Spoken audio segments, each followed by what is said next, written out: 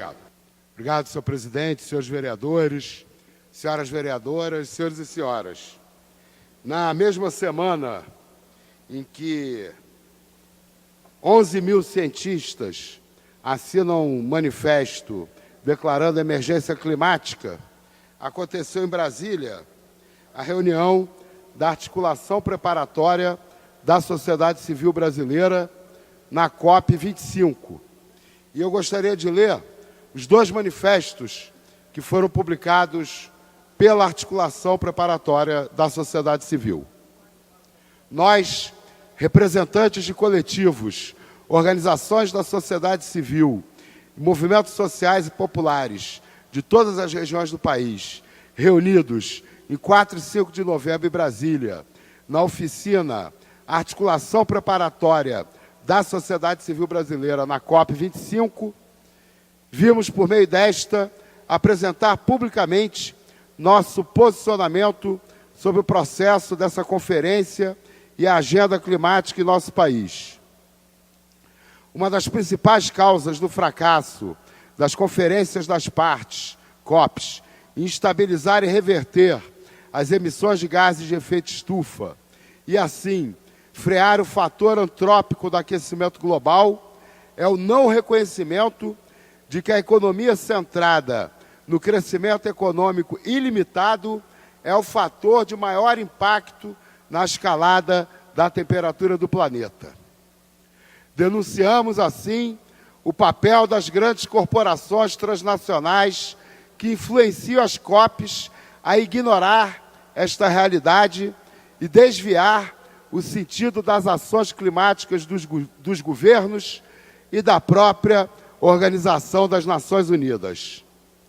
Só haverá, de fato, uma convivência com a natureza quando indivíduos e comunidades se libertarem dessa opressão e ilusão, adotarem um padrão sóbrio de consumo e reduzirem a demanda por energia e bens.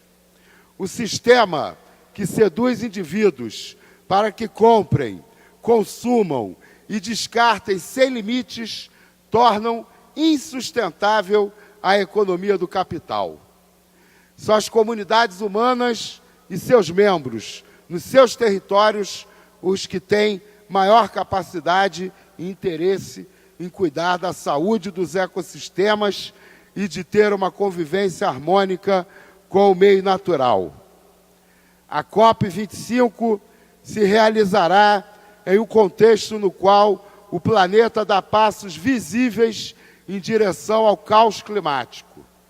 Trágico, mas é o único resultado possível após décadas de postergação das ações necessárias para reduzir as emissões de gases de efeito estufa, durante as quais preferiu-se dar continuidade à queima em larga escala de combustíveis fósseis para atender a uma demanda energética crescente e à agropecuária industrial.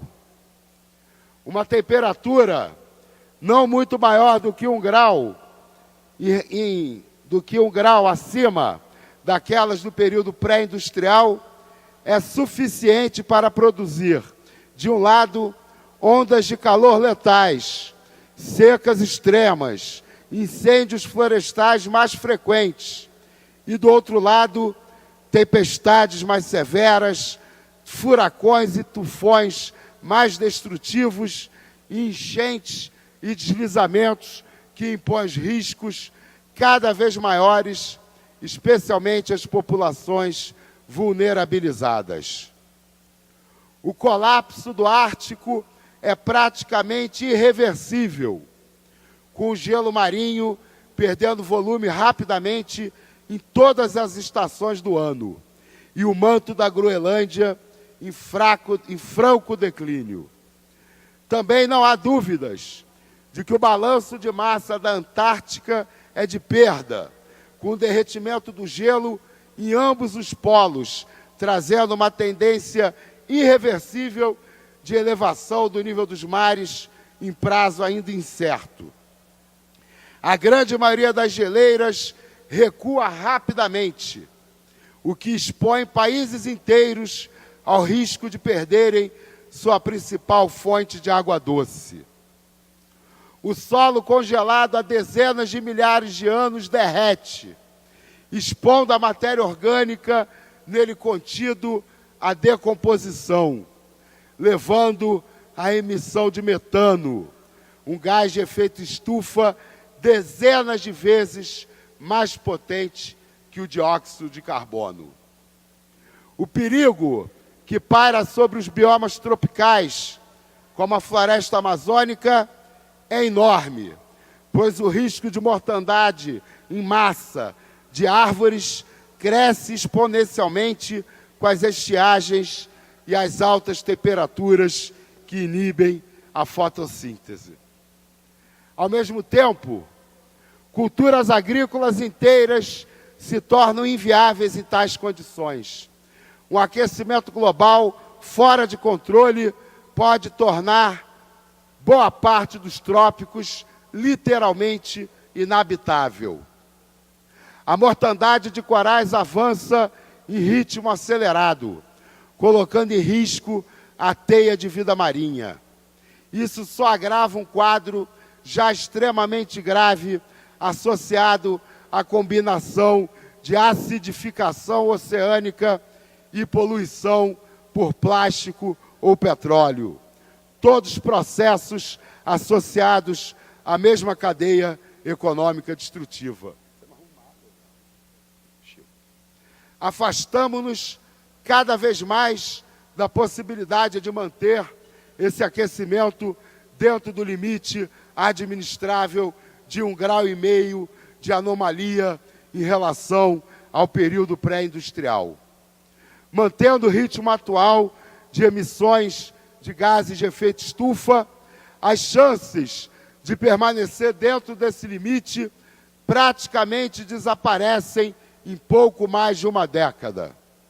Trata-se, sem dúvida, de uma emergência e de uma ameaça concreta à existência da civilização humana e à biosfera terrestre como a conhecemos. Uma conjuntura política turbulenta em nível global também compromete qualquer possibilidade de resultados positivos na COP25. Os protestos no Chile, país sede da cúpula, levaram o presidente do país, Sebastián Pinheira, a cancelar sua realização. Em poucos dias, foi anunciado que a Espanha sediará o encontro.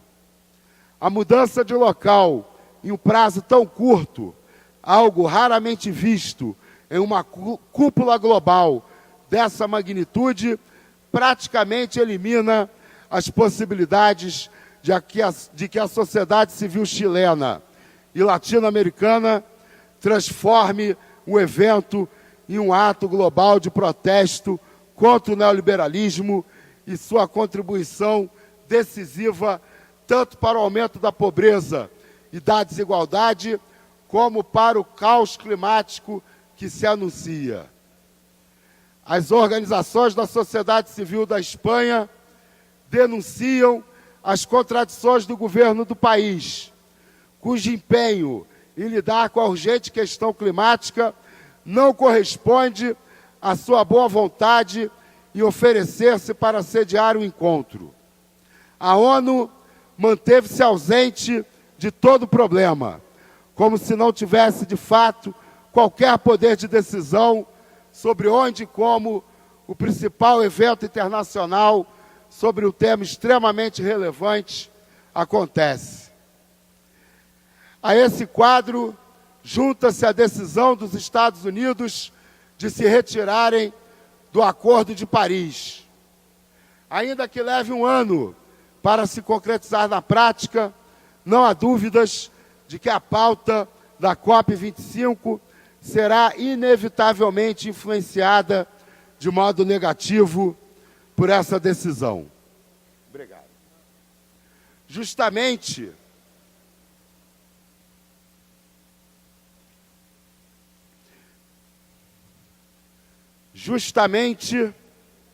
onde está o justamente?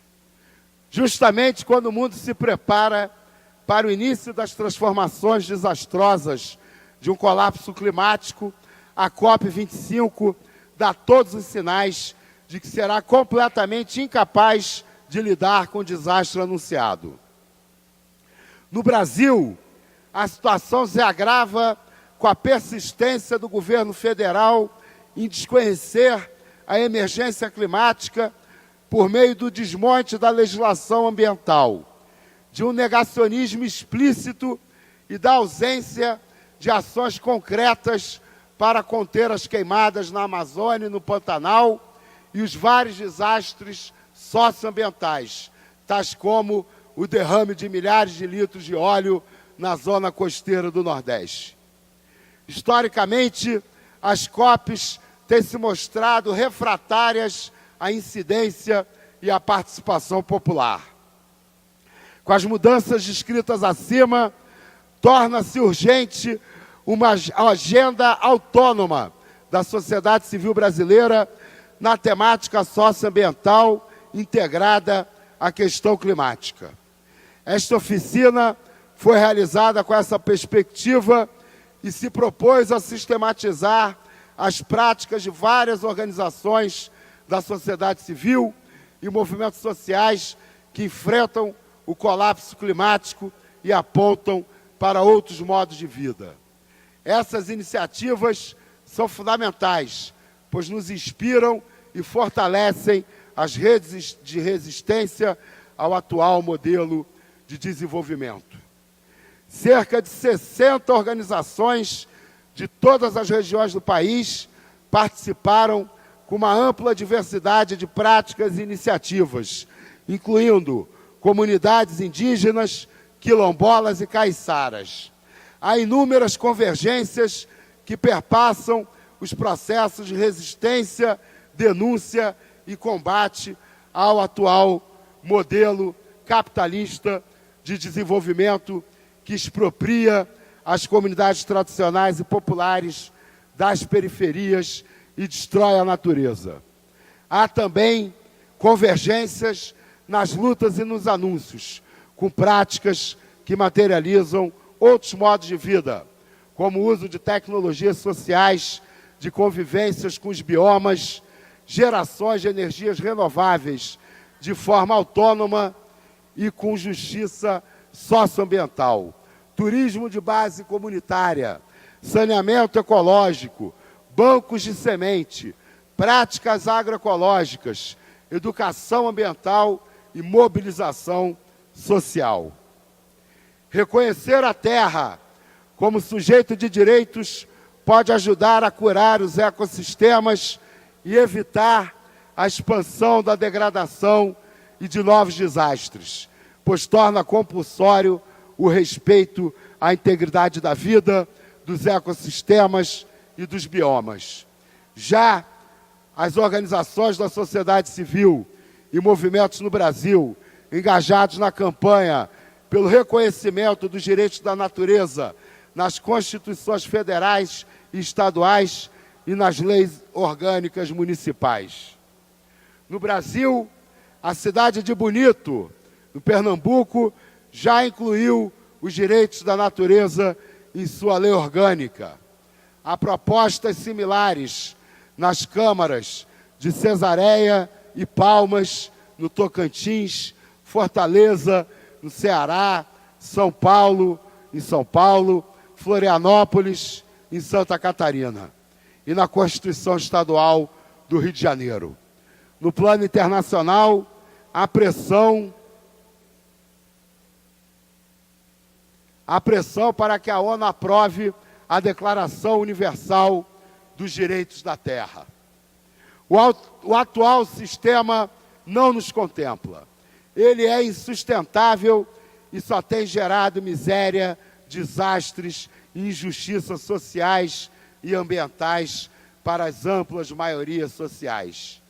A emergência climática, que põe em xeque a viabilidade do nosso planeta, nos coloca a tarefa histórica de contrapor a esse sistema a sociedade do bem viver, livre de toda e qualquer forma de opressão, democrática e com justiça social, ambiental e climática.